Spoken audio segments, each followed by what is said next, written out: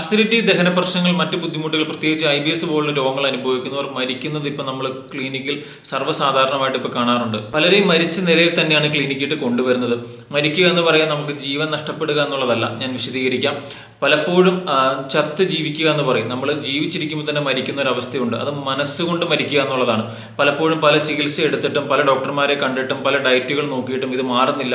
അതുകൊണ്ട് തന്നെ എല്ലാ ആശയും ഇതുപോലെ മനസ്സ് മരവിക്കുന്ന, ഇനി ജീവിച്ചിട്ട് കാര്യമില്ല, മറ്റുള്ളവർ ഭക്ഷണം കഴിക്കുന്ന പോലെ എനിക്കിനി കഴിക്കാൻ പറ്റുകയില്ലെന്ന്, മറ്റുള്ളവർ ഇതുപോലെ ട്രാവൽ ചെയ്യുന്ന പോലെ അല്ലെങ്കിൽ പല സ്ഥലത്തേക്ക് പോകുന്ന പോലെ എനിക്കും ഇതുപോലെ പോകാൻ പറ്റുന്നില്ല എന്നുള്ളതൊക്കെ ആകുലത കൊണ്ട് പലപ്പോഴും മരിച്ച് അല്ലെങ്കിൽ മനസ്സുകൊണ്ട് മരിച്ചും മടുത്തുമാണ് പലരും ചികിത്സയ്ക്ക് വരുന്നത്. ഇങ്ങനെയുള്ളവരോട് പറയാനുള്ളത്, നിങ്ങൾ ഇതുപോലെ നെഗറ്റീവായിട്ട് അല്ലെങ്കിൽ വളരെ ഡിപ്രസ്ഡ് ആയിട്ട് എന്ത് ട്രീറ്റ്മെന്റിനെ സമീപിച്ചാലും ഇങ്ങനെയുള്ള അസുഖങ്ങൾ മാറ്റിയെടുക്കാൻ വളരെ പ്രയാസമാണ്. അതുകൊണ്ട് തന്നെ നമ്മൾ എടുക്കുന്ന ട്രീറ്റ്മെന്റ് എന്ത് തന്നെയായിരുന്നാലും അതിനെ ഒരു പോസിറ്റീവായിട്ടുള്ളൊരു മൈൻഡിലൂടെ സമീപിച്ചാൽ മാത്രമാണ് ഇങ്ങനെയുള്ള ബുദ്ധിമുട്ടുകൾ മാറ്റിയെടുക്കാൻ പറ്റുകയുള്ളൂ.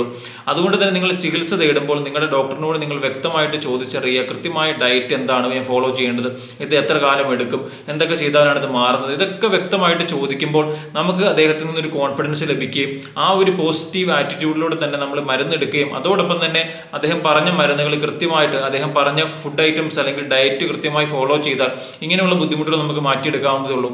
നമ്മുടെ മെഡിക്കൽ സെന്ററിൽ കടന്നു വരുന്ന രോഗികളോട് നമ്മൾ ഇങ്ങനെ തന്നെയാണ് സമീപിക്കുന്നത്. പലപ്പോഴും പലരും ആകുലതകളോടെ ഇനി ഇത് മാറില്ല, ഇതിന് ചികിത്സയില്ല, ഇനി ഇത് മറ്റ് പ്രശ്നങ്ങളാണോ, ഇങ്ങനെയുള്ള ആകുലതകളൊക്കെ ആയിട്ട് പലരും വരുമ്പോൾ നമ്മളവരെ കൃത്യമായിട്ട് എഡ്യൂക്കേറ്റ് ചെയ്യും.